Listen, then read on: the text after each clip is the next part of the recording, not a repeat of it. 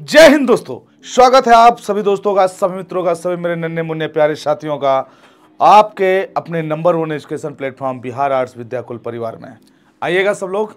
और मैं आपको आज जो बताने वाला हूं एग्रीकल्चर के बारे में। एग्रीकल्चर में आपको मैंने कई सारे पॉइंट्स पर बात किया और बताया कि देखिए, जैसा कि आपने देखा है वहाँ पर कि सबसे पहले देखो यहाँ पर, है ना, ये तो मैंने कृषि के बारे में कई सारे पॉइंट्स पर आपसे बात किया था। और आप लोगों से एक मेरे दरख्वास्त है, निवेदन है कि ज़्यादा से ज़्यादा लोगों को सेशन को शेयर कर दिया करिए और कोशिश किया करिए कि पूरा सेशन देख करके आप उसका कंक्लूजन ड्रॉ किया करिए और कमेंट बॉक्स के अंदर आपको जो समझ में आया है, जो नहीं समझ में आया, उसको भी दर्शाया करिए ताकि उसको और इम्प्रूव किया जाए आपके लिए। ठीक है, बात क्लियर एकदम। मेरा कहना एक सिंपल सा है कि आप बाबू अगर बेहतर करोगे तो निश्चित रूप से आपके माता पिता, आपका और हम सब का नाम रोशन होगा। और अगर आप अपनी गलतियों को छिपा कर रखेंगे, हमें पता ही नहीं चलेगा, तो हम कैसे उसको बेहतर कर पाएंगे। तो इसलिए आप जो है बेहतरीन तरीके से आप इसको पढ़ें और जहां पर भी जो समस्या हो आप उसको कमेंट बॉक्स में देने का प्रयास करें। ज़्यादा से ज़्यादा मित्रों को जोड़ने का प्रयास करें ताकि जो हमारा उद्देश्य है, हमारे इस टीम का उद्देश्य है, हमारे इस व्यवस्था का उद्देश्य है कि आपके हर एक गरीब से गरीब भाई बहन तक, जो कि अंतिम परिवार है, वहाँ तक एजुकेशन को पहुँचाना। तो बाबू वो हमारा जो एक थीम है, जो एक हमारा स्वप्न है, वो कंप्लीट हो पाए। समझ गए?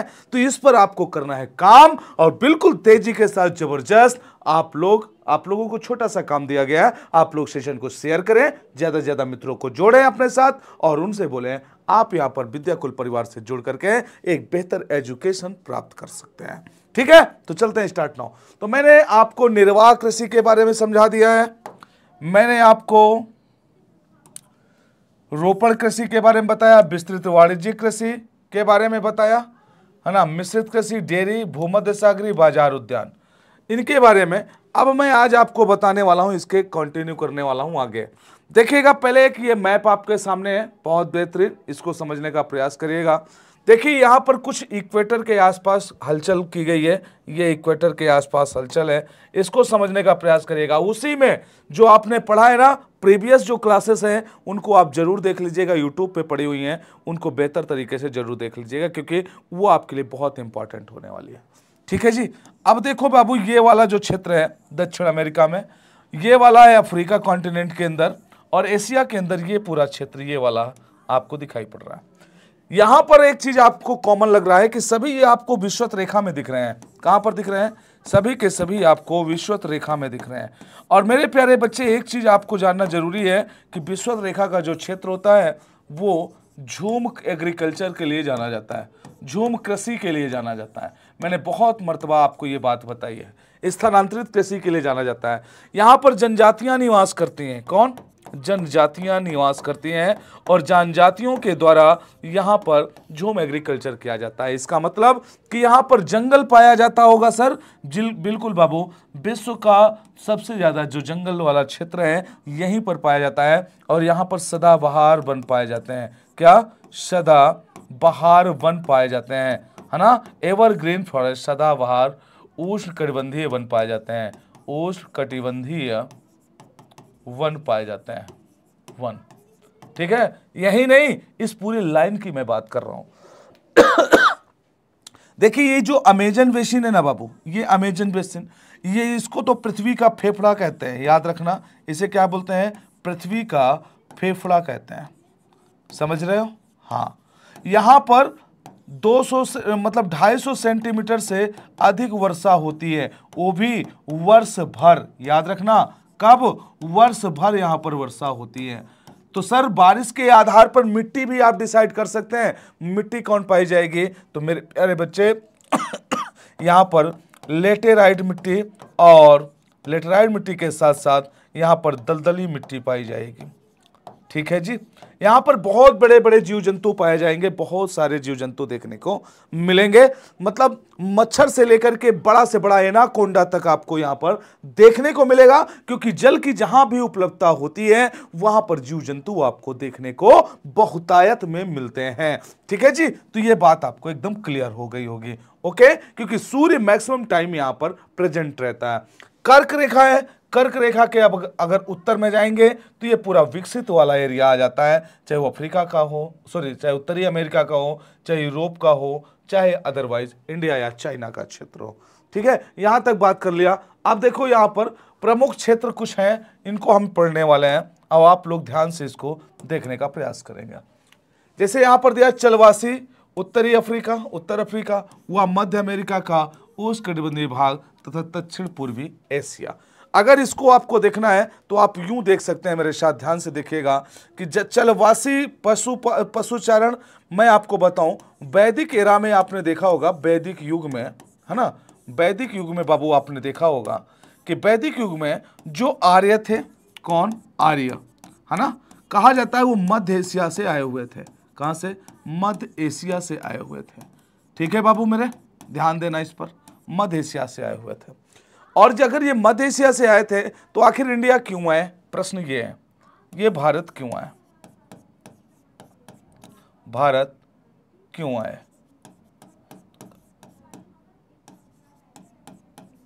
ये एक प्रश्न है।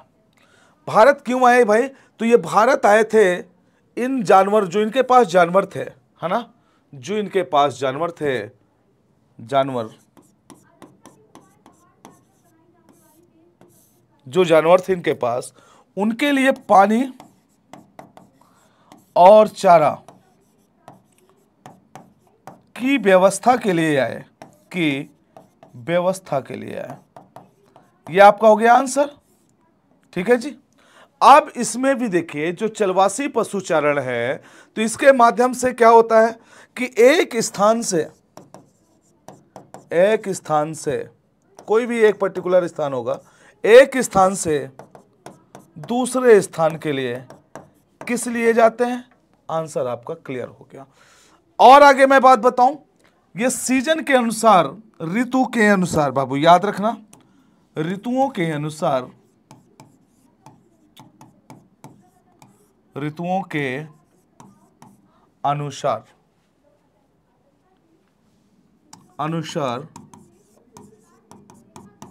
स्थान चेंज करते हैं। ठीक है, कैसे स्थान चेंज करेंगे आपको दिखाता हूं। यहां पर ऋतुओं के अनुसार ये स्थान चेंज करते हैं। सपोज दैट ये कोई एक एरिया है आपके सामने, गौर करिएगा इस पे, और ये कोई एक पर्वतीय क्षेत्र है। ठीक है, फिर ये घाटी है, फिर ये कोई एक पर्वतीय क्षेत्र है, फिर यहां पर हम देख रहे हैं ये पठारी क्षेत्र है, और ये यहां पर मैदान का क्षेत्र है। ठीक है, अब देखो ये बीच का एरिया है। अब गर्मी के समय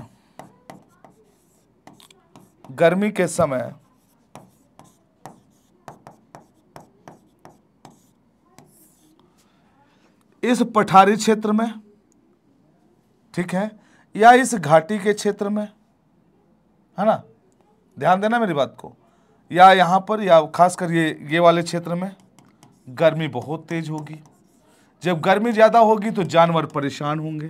सिंपल सी बात है एकदम, जानवर परेशान होंगे। एकदम घरेलू मतलब कह सकते हैं, बोलचाल की भाषा में चीजों को समझा रहा हूं। जानवर परेशान होंगे यहां पर। जब बाबू यहां पर जानवर परेशान हो जाएगा तो आप देखेंगे कि ये जो यहां पर जानवर को चराने वाले, या तो जिन लोगों ने पशुपालन कर रखा है, तो ये लोग क्या करते हैं, तो ये धीरे धीरे ऊपर की ओर चलना शुरू करते हैं, घाटी से धीरे धीरे ऊपर की ओर, क्योंकि यहां पर मौसम नॉर्मल मिलेगा इनको।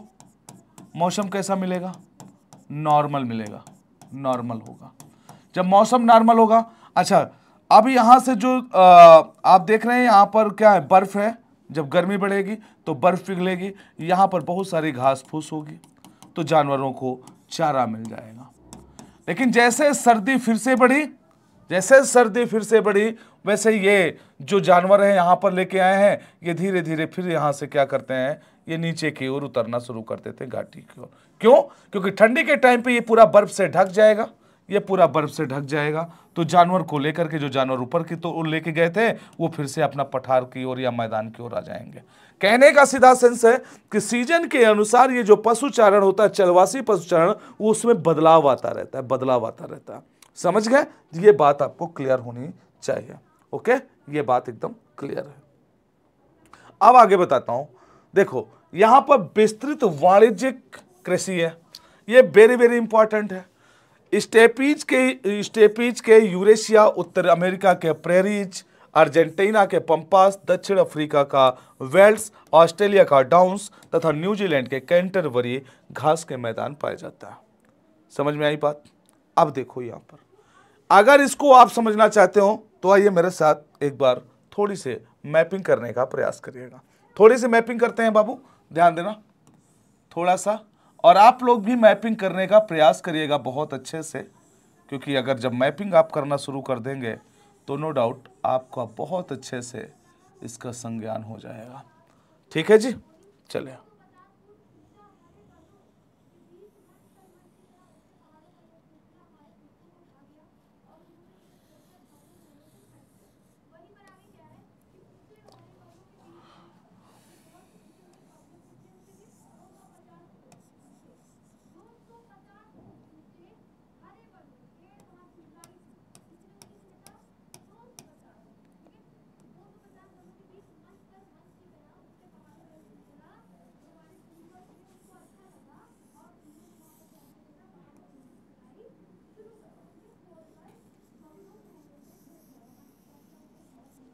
चलिए ठीक है।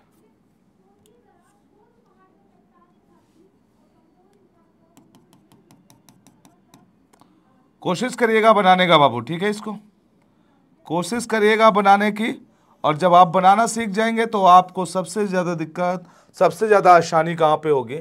इसी चीज़ में। अगर इसको आपने एक बार बनाना सीख लिया ना बाबू, तो समझ लीजिएगा निश्चित रूप से आपने ज्योग्राफी सीख लिया। ठीक है, ये मान लीजिए। और फिर इसके बाद यहीं पर आप अपने प्यारे भारत को देख सकते हैं। ये हो गया नीचे,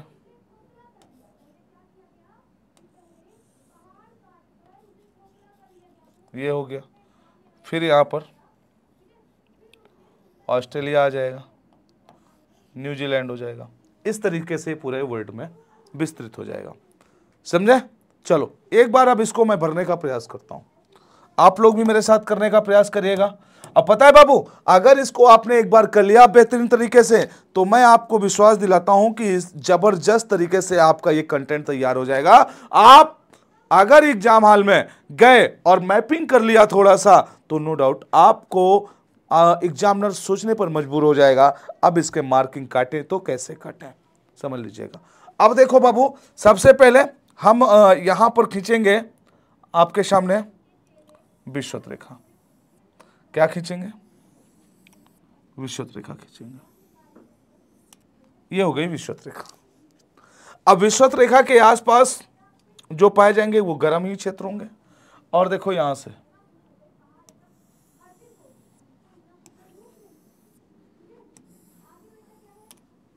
ये हो गया कर्क रेखा,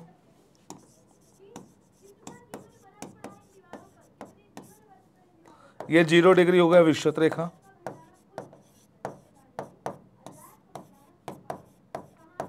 ठीक है, और इसके बाद अगर साउथ में मैं चलता हूं तो साउथ में देख लेते हैं, ये हो गया साउथ का, ये हो गया मकर रेखा।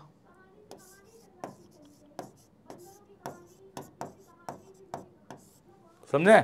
ये हो गया पूरा एरिया। अब इसके अलावा अगर आपको लगता है कि हाँ यहां पर, तो बाबू याद रखना जो ये वाला बीच वाला क्षेत्र है ना, ये उष्णकटिबंध का है। किसका? उष्णकटिबंध का। और यहां पर तो ये प्रबंध हो नहीं सकता, क्योंकि यहां पर एग्रीकल्चर उस हिसाब की हो ही नहीं सकती, क्योंकि यहां बारिश बहुत होती है।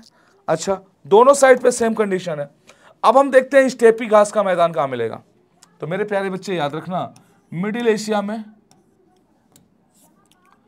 स्टेपीज, यूरेशिया कह सकते हैं, स्टेपीज घास का मैदान यहां पर मिलेगा।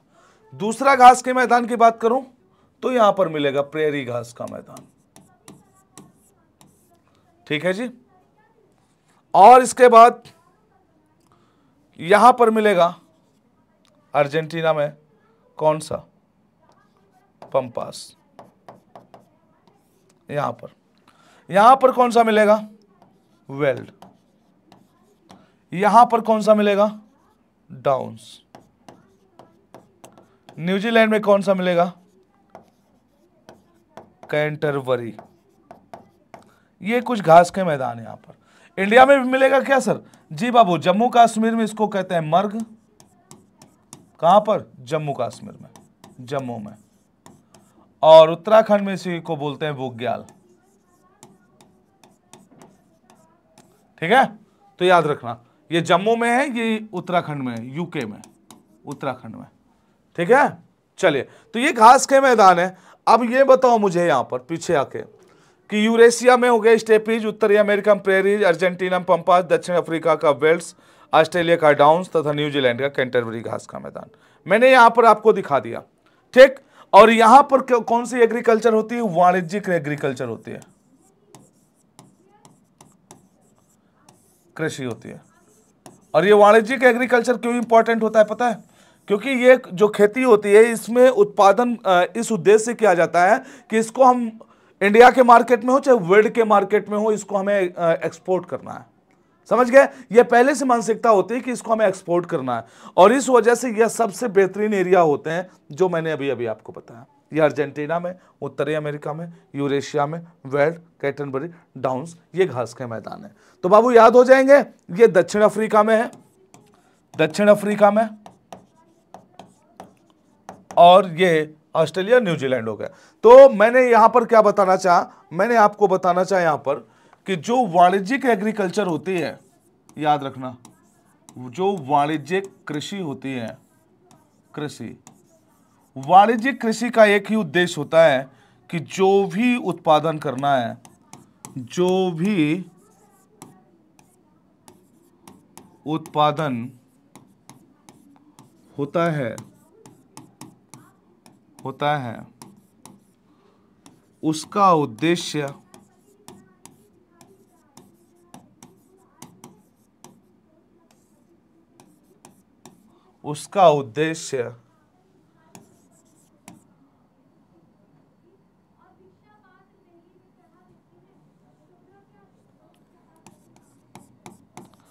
व्यापारिक होता है,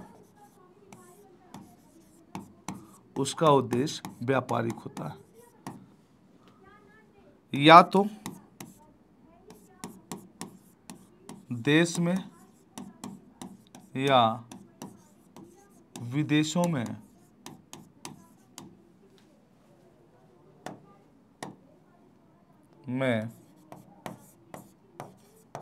निर्यात किया जाता है।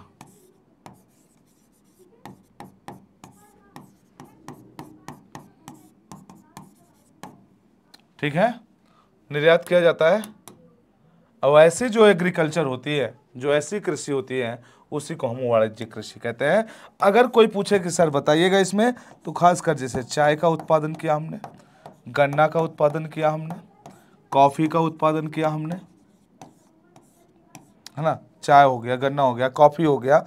अदरवाइज जैसे हमने गेहूं का भी उत्पादन किया हमने, धान का उत्पादन किया हमने। तो ये पूरा खा नहीं जाते हम लोग, है ना, पूरा खा ही नहीं लेते, इसको हम एक्सपोर्ट भी करते हैं। ठीक है, तो ये बात बुझाइल। चलिए, बहुत बढ़िया, ये बात बुझा गया, तो आगे बढ़ते हैं। आगे आ गया डेयरी कृषि। अब देखो यहां पर डेयरी कृषि के विषय में बताया, प्रमुख क्षेत्र है। ये आपको दिखा रखा है कि डेयरी कैसा होता है, जानवरों को पाला जाता है। अब डेयरी कृषि खास करके कहां पे होता है, उत्तरी पश्चिमी यूरोप, कनाडा तथा न्यूजीलैंड और ऑस्ट्रेलिया का क्षेत्र। मतलब जहां पर बेहतरीन घास के क्षेत्र होंगे, जहां पर अच्छा घास उत्पादन होगा, वहीं पर यह एग्रीकल्चर आपको देखने को मिलेगा। समझ गए, डेयरी वाला जो उत्पादन है वहीं पर आपको देखने को बेहतर मिलेगा, जहां पर कि मेरे प्यारे बच्चे, ये अच्छा चारा का क्षेत्र होगा, चारागाह होगा, चारागाह बेहतर होगा वहीं पर आपको ये मिलने वाला है। और इसको देखने के लिए हमारे साथ पीछे आप यहां पर आइए। अब देखो ये यूरोप सॉरी आपका ये कनाडा का क्षेत्र और अमेरिका का क्षेत्र है ये वाला। तो यहां पर जो ये एरिया है यह भी आपका डेयरी के लिए बहुत अच्छा है, डेयरी उत्पादन के लिए। और यही नहीं बाबू, जो यूरोप है ये वाला क्षेत्र, डेनमार्क और पुर्तगाल का क्षेत्र, याद रखना डेनमार्क और पुर्तगाल का जो क्षेत्र है यह एरिया भी डेयरी उत्पादन के लिए जाना जाता है। किसके लिए? डेयरी उत्पादन के लिए जाना जाता है। ओके। और इसके बाद आप आइए ऑस्ट्रेलिया और न्यूजीलैंड, यह भी डेयरी उत्पादन के फेमस एरिया में से आते हैं। ओके। अब देखिएगा यहां पर कनाडा, न्यूजीलैंड, ऑस्ट्रेलिया ये सब दे रखा है और आपको मैंने समझा भी दिया। इसमें होता क्या है, कहीं कहीं पर केवल गाय पाली जाती है एक ही नस्ल की, या कई नस्लें हो सकती है लेकिन प्रजाति कह सकते हैं कि गाय की रहेगी, और कहीं पर भैंस लोग पालते हैं। ठीक है। तो ये डेयरी कृषि के लिए मतलब दुग्ध उत्पादन के लिए है। और भारत में ऑपरेशन फ्लड कब शुरू हुआ, कमेंट करके बताइएगा। भारत में दूध के क्षेत्र में क्रांति, दूध के क्षेत्र में क्रांति कब आई?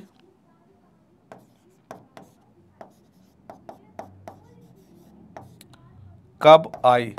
यह क्वेश्चन याद रखना। भारत में दूध के क्षेत्र में क्रांति कब आई और इसके जनक कौन है? याद रखना, इसके जनक कौन है ये भी आपको बताना है। ओके। अब देखिए यहां पर दिखाया गया, ये देखो एरिया यहां पर दिखाया गया आपको। अब मेरे प्यारे बच्चे यहां पर याद रखना, यहां पर ये आपको कनाडा का क्षेत्र दिखा दिया गया है, ये वाला क्षेत्र। ठीक। यूरोप में ये दिखाया गया, उत्तरी यूरोप में। इसके बाद आप देखेंगे यहां पर दिखाया गया ऑस्ट्रेलिया, न्यूजीलैंड, ये सारे एरिया हैं। यहां पर आपको दुग्ध उत्पादन देखने को मिलेगा। सहकारी कृषि मोस्ट इंपॉर्टेंट, किसी बच्चे का ये एक प्रश्न भी था, सहकारी एग्रीकल्चर क्या होता है? पश्चिमी यूरोप के डेनमार्क, नीदरलैंड, बेल्जियम और स्वीडन तथा इटली में ये देखने को मिलता है। अब सहकारी एग्रीकल्चर की बात करेंगे आपसे। एक सहकारी होती है और दूसरा क्या होता है, एक और दिखा देते हैं आपको, मिश्रित एग्रीकल्चर ये तो हो गया, सामूहिक कृषि है ना, दो प्रकार का होता है। सहकारी एग्रीकल्चर के अंतर्गत मेरे बाबू याद रखना, इसमें किसानों के द्वारा, ध्यान रखना, किसानों के द्वारा एक यूनियन बनाया जाता है, एक यूनियन या संगठन बनाया जाता है, एक यूनियन या संगठन बनाया जाता है। समझ गए? एक संगठन बनाया जाता है और उसके लिए एक पर्टिकुलर जगह बनाई जाती है। वहां पर सभी किसानों के द्वारा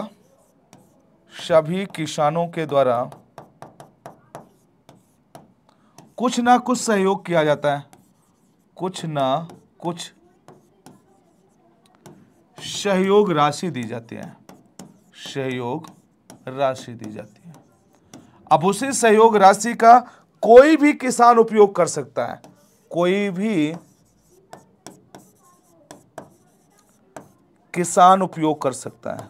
बहुत सिंपल सी बात है ये, किसान उपयोग कर सकता है, लेकिन उपयोग करेगा एग्रीकल्चर में और फिर से ये किसान उस अमाउंट को भर देगा, उस रकम को,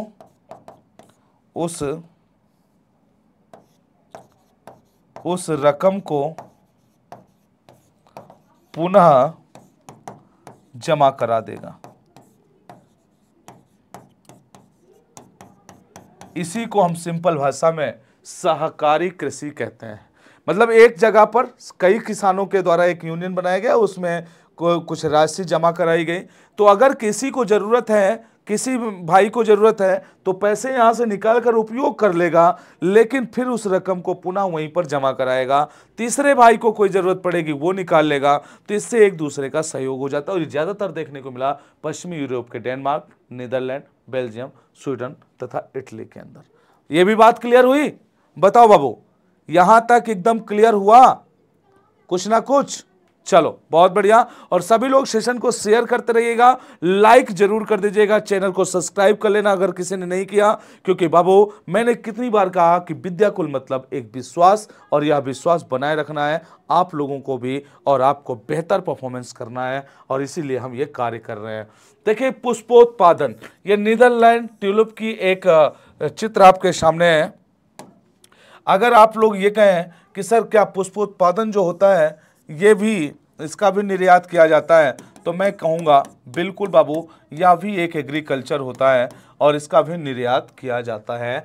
चाहे एक क्षेत्र से दूसरे क्षेत्र में किया जाए, चाहे एक देश से दूसरे देश किया जाए। देखिए कितनी खूबसूरत लड़की है और ये फूलों के बीच में है, आप लोग इसको जरूर याद रखना।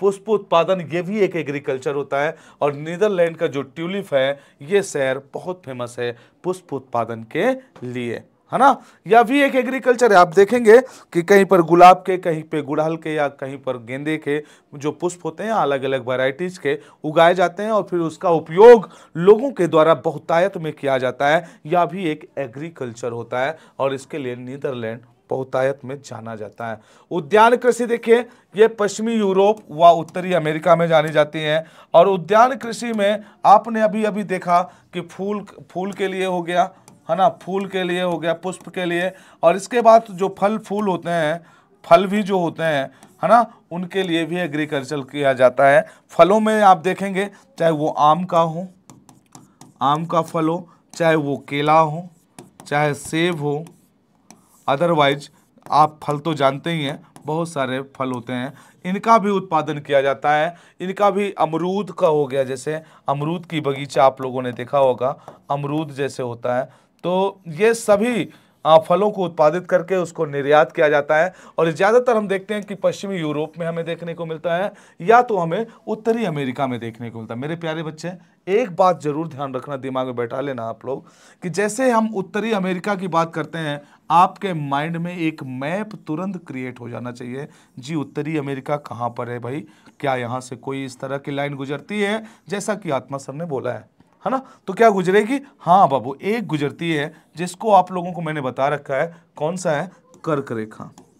ठीक है जी, कर्क रेखा गुजरती है, या तो यहाँ से आर्कटिक सर्किल गुजरता है, और आर्कटिक सर्किल का मतलब शून्य, कोई मतलब नहीं है इसका, उत्पादन में कोई कमी बेसी से कोई लेना देना नहीं है इसका, आर्कटिक सर्किल का।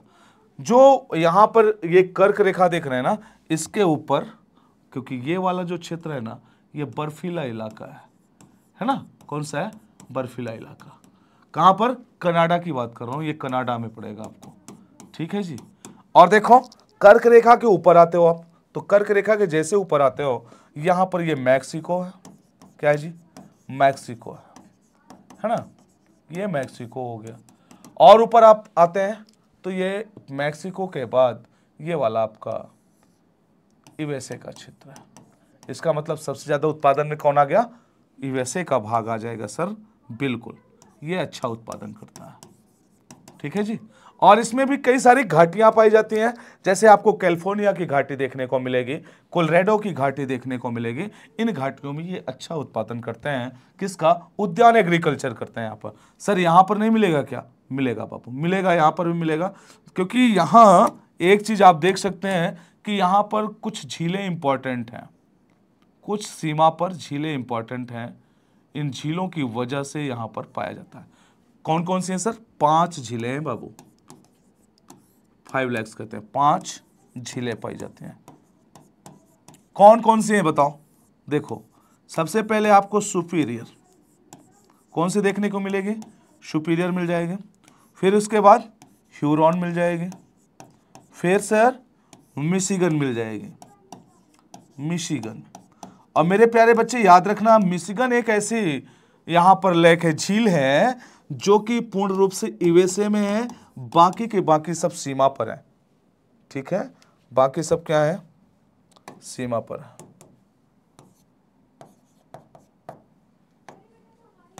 अब देखो यहाँ पर सुपीरियर, ह्यूरॉन, मिशिगन, इरी, और कौन से हो गई? ओंटारियो।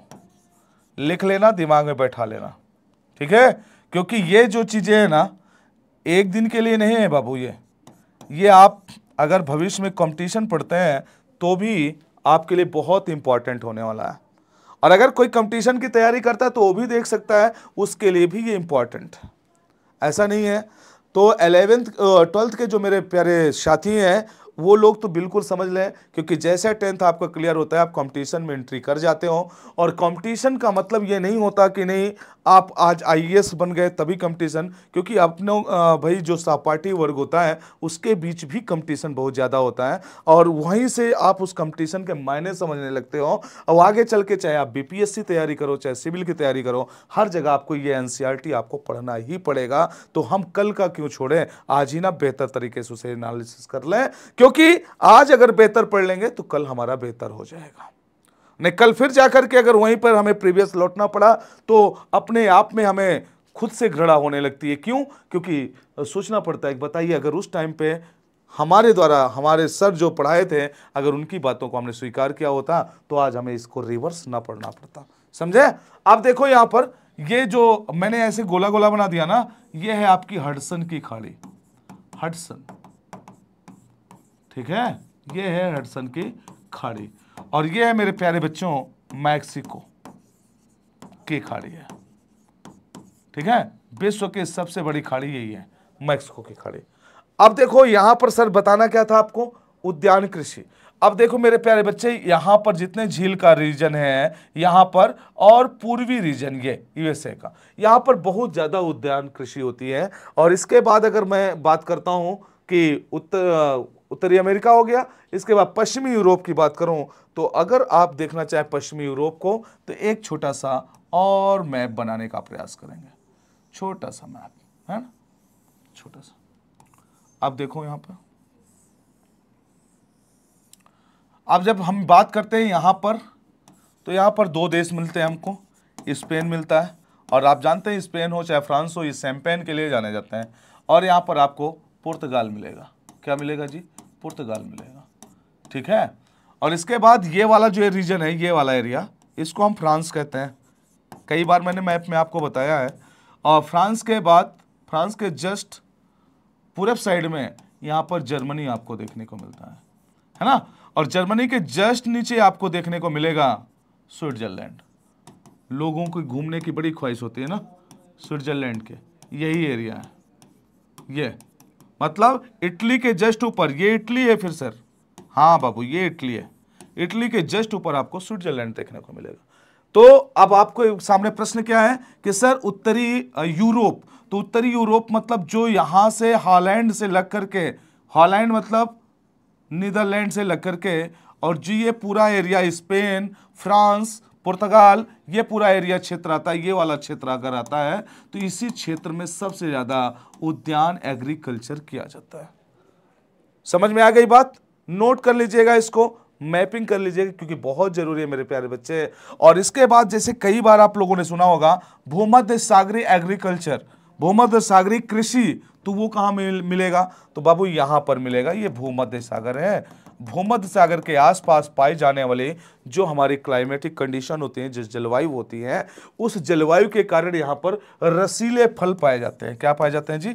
रसीले फल। और वही रसीले फलों के लिए जो आपको बताया जाता है कि यहाँ पर भूमध्य सागरीय जलवायु वाले फल मिलते हैं, तो यही है ना। कौन सी जलवायु मिलेगी यहाँ पर? भूमध्य सागरीय जलवायु। किसके नाम पे पड़ा? भूमध्य सागर के नाम पे पड़ा। ये जो भूमध्य सागर है ना, इसी के नाम पर पड़ा भूमध्य सागरीय जलवायु। समझ गए? सागरीय जलवायु। ओके, तो ये बात एकदम क्लियर हो गई होगी। अब तो इसमें कोई सस्पेंस बचा नहीं होगा। ठीक, चलो बहुत बढ़िया, आगे बढ़ूं, आगे आता हूं।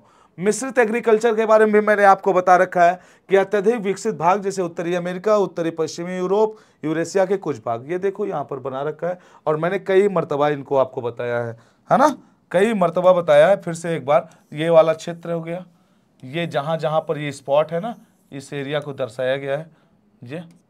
तो ये सब क्या होते हैं? यहाँ पर होता है मिश्रित एग्रीकल्चर। सर ये क्या होता है मिश्रित एग्रीकल्चर? मतलब एक खेत है, एक खेत है, इस खेत में जो भी फसल बोई गई है केवल एक फसल नहीं, एक से अधिक फसल को लेकर के और दोनों की इंपॉर्टेंसी को साबित करते हुए हम फसल उत्पादित करते हैं। सपोज दैट मैं आपको बता दूं, ग्रामीण क्षेत्रों से आप लोग, हम भी हैं, तो आप देखते हैं गेहूं बोते हैं ना, गेहूं बोया जाता है, तो क्या केवल गेहूं उत्पादित करते हैं? नहीं, गेहूं के साथ साथ सरसों की भी खेती उसमें की जाती है। या तो अगर नहीं ऐसा हुआ, कोई एक ही फसल है, तो उस फसल के दोहरे उद्देश्य होंगे, जैसा कि धान।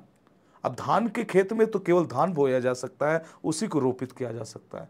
तो सर उसमें दूसरा उद्देश्य, बाबू दूसरा उद्देश्य उसका चारे का है जी। जो पुआल होता है ना धान का, उसको चारे के रूप में उपयोग किया जाता है। तो ध्यान रखिएगा, अगर दोहरा उद्देश्य किसी भी खेत में बोई गई फसल का दोहरा उद्देश्य अगर है, तो उस दोहरे उद्देश्य को ही हम मिश्रित एग्रीकल्चर कहते हैं। बुझाइल? चलो बहुत बढ़िया, आगे देखो।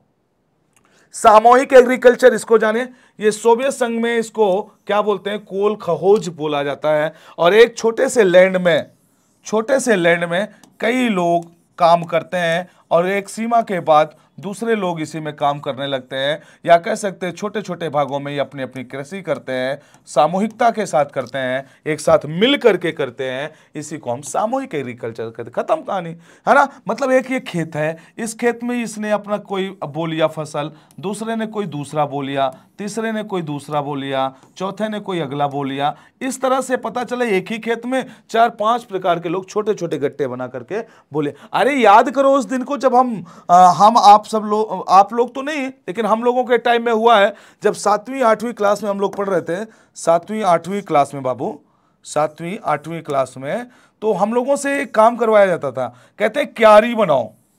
क्यारी नाम सुना है? नहीं सुना होगा, आप लोग तो मिट्टी से डरते होंगे। क्यारी बनाओ। अब हम लोग क्या करते थे, एक इतना बड़ा लैंड होता था, इतना बड़ा लैंड, उसी में से एक भाई हमारे इतने को ले लिया, अपना खुदाई उदाई किए, यहीं पर कुछ ना कुछ बो दिए, दूसरे ने यहाँ पर, और सेम फसल नहीं बोते थे, अलग अलग, है ना, किसी ने इसमें, फिर अगले ने यहाँ पर किया, और सबके बीच ये होता था भाई पानी लगाना तो हमें भी दे देना। अब इस तरह से बताओ एक खेत में कितने प्रकार की एग्रीकल्चर हो गई। इसी को सामूहिक कृषि कहा गया। इस 43 जबरदस्त। अब तो बुझाइल नहीं हो गया ना, समझ गए? चलो, तो मैं बाबू यही आपको बताना चाह रहा था, और ये आपका चैप्टर यहां से होता है क्लोज। और आज जो जितना भी प्रीवियस की 2 क्लासें हैं उनको भी आप लोग देख लेंगे और इसको देख लेंगे, तो ये चैप्टर आपका एकदम हो जाएगा क्लियर। ठीक है, फिर इसके बाद में क्वेश्चन आंसर भी इसके आपको करवाने वाला हूं, आप लोग बिल्कुल तैयार रहिएगा। Okay, thank you very much. फिर मिलूंगा आपके साथ एक नई क्लास के साथ। हाँ, याद रखिएगा बाबू, सेशन को शेयर जरूर करिएगा, ज्यादा से ज्यादा सेशन को शेयर करिएगा, लाइक करिएगा। अगर किसी नया मेरा दोस्त जुड़ा है मेरे साथ, तो बाबू देर किस बात की, सब्सक्राइब कर लीजिए चैनल को। ठीक है, okay, thank you very much. जय हिंद, जय भारत, बाय बाय।